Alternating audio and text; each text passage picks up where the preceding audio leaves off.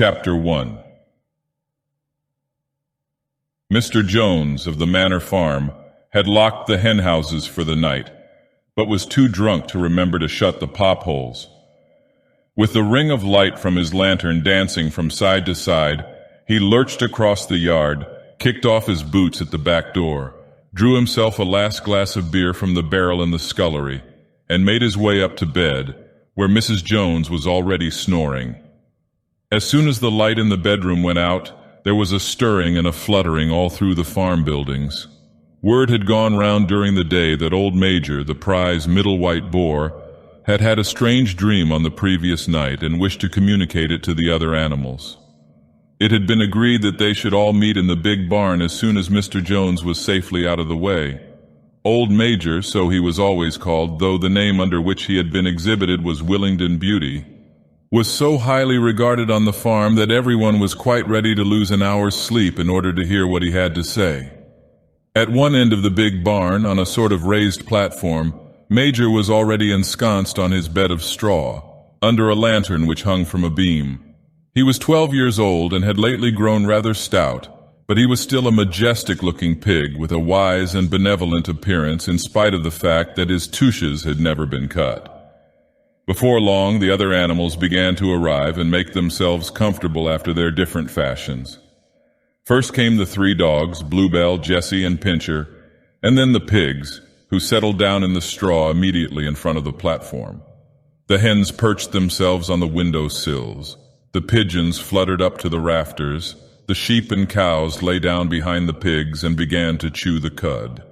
The 2 cart horses, Boxer and Clover, came in together, walking very slowly and setting down their vast hairy hoofs with great care, lest there should be some small animal concealed in the straw. Clover was a stout motherly mare approaching middle life who had never quite got her figure back after her 4th foal.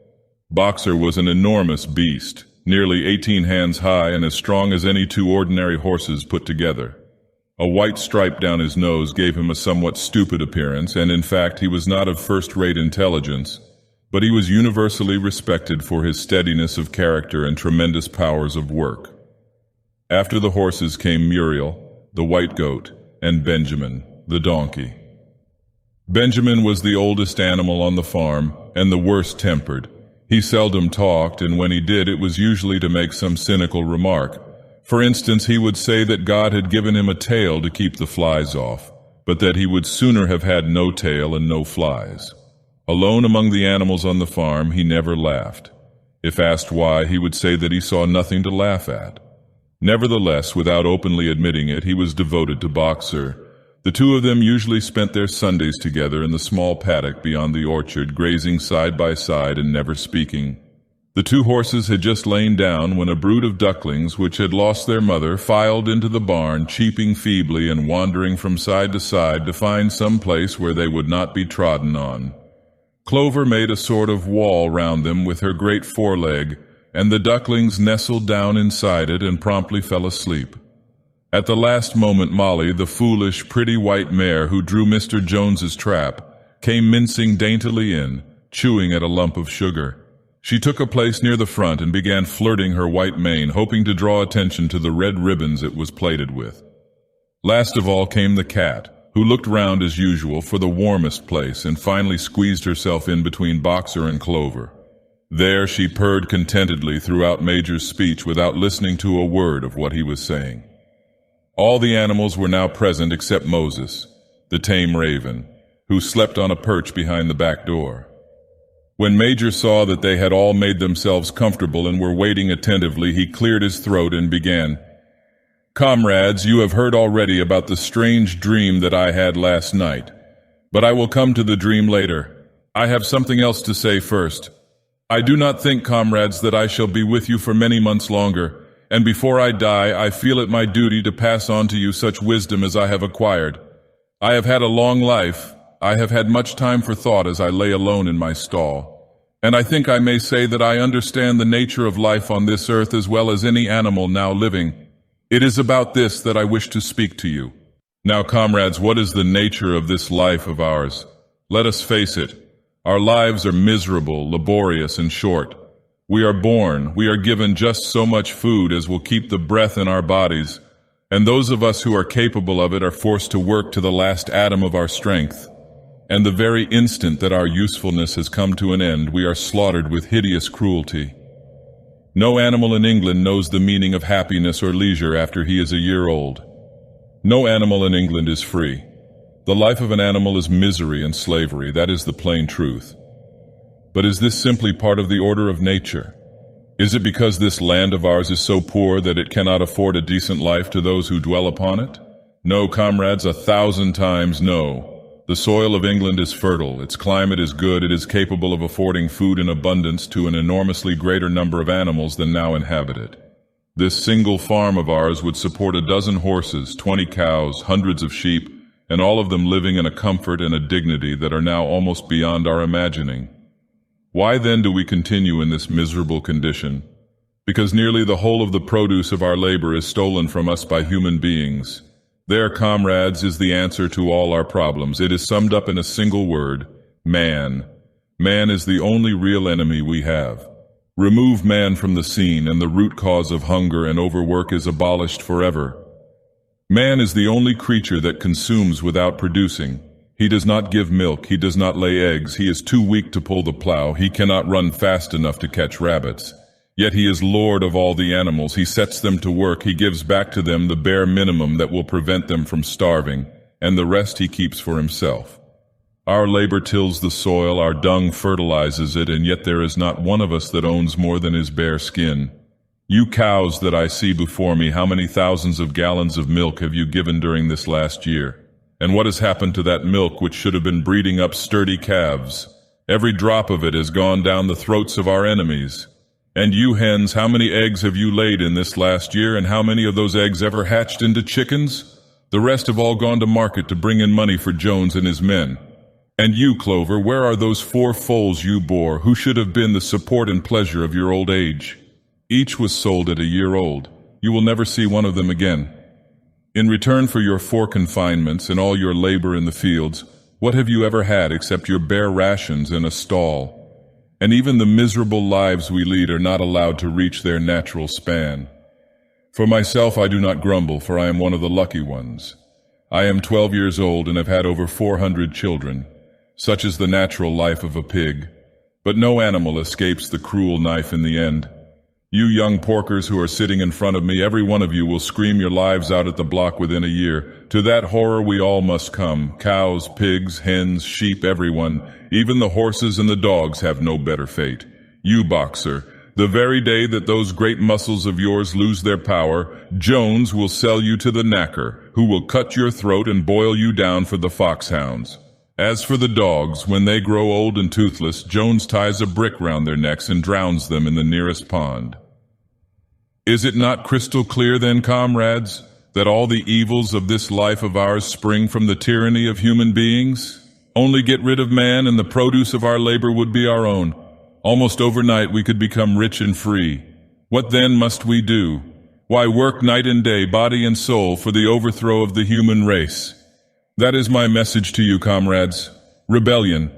I do not know when that rebellion will come. It might be in a week or in 100 years, but I know as surely as I see this straw beneath my feet that sooner or later justice will be done. Fix your eyes on that, comrades, throughout the short remainder of your lives, and above all, pass on this message of mine to those who come after you, so that future generations shall carry on the struggle until it is victorious.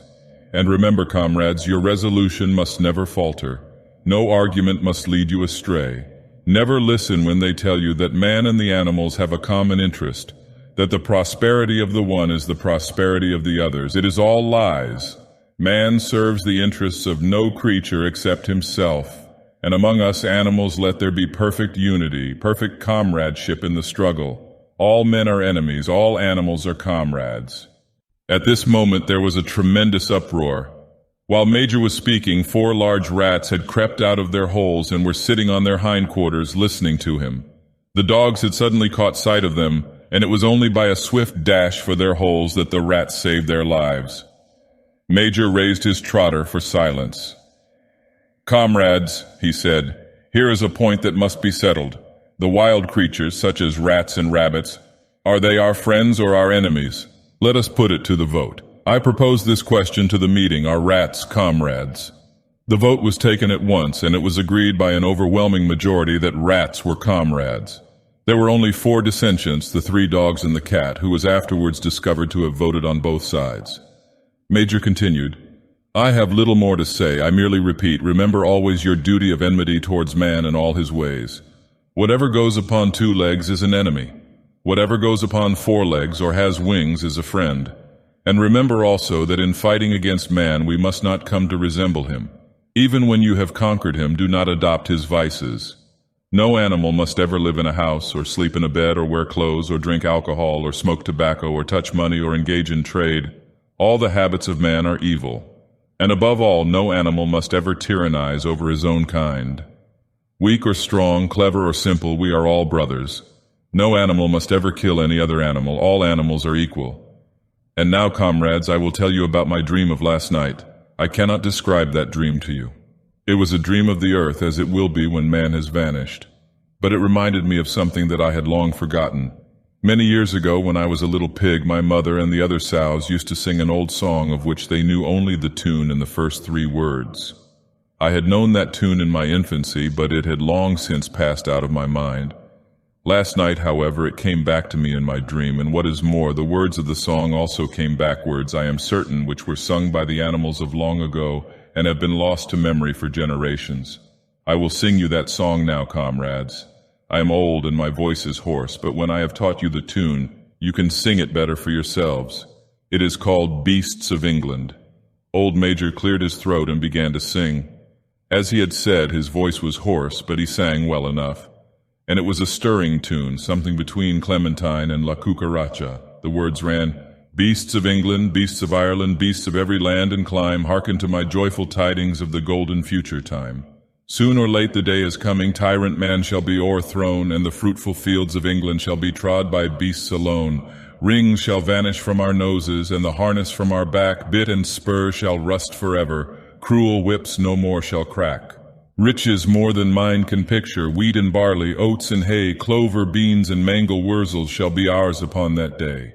Bright will shine the fields of England, purer shall its waters be, sweeter yet shall blow its breezes on the day that sets us free. For that day we all must labor, though we die before it break. Cows and horses, geese and turkeys, the singing of this song threw the animals into the wildest excitement. Almost before Major had reached the end, they had begun singing it for themselves. Even the stupidest of them had already picked up the tune and a few of the words, and as for the clever ones, such as the pigs and dogs, they had the entire song by heart within a few minutes. And then, after a few preliminary tries, the whole farm burst out into Beasts of England in tremendous unison. The cows lowed it, the dogs whined it, the sheep bleated it, the horses whinnied it, the ducks quacked it. They were so delighted with the song that they sang it right through 5 times in succession, and might have continued singing it all night if they had not been interrupted. Unfortunately, the uproar awoke Mr. Jones, who sprang out of bed, making sure that there was a fox in the yard. He seized the gun which always stood in a corner of his bedroom and let fly a charge of number 6 shot into the darkness. The pellets buried themselves in the wall of the barn and the meeting broke up hurriedly. Everyone fled to his own sleeping place. The birds jumped onto their perches, the animals settled down in the straw, and the whole farm was asleep in a moment.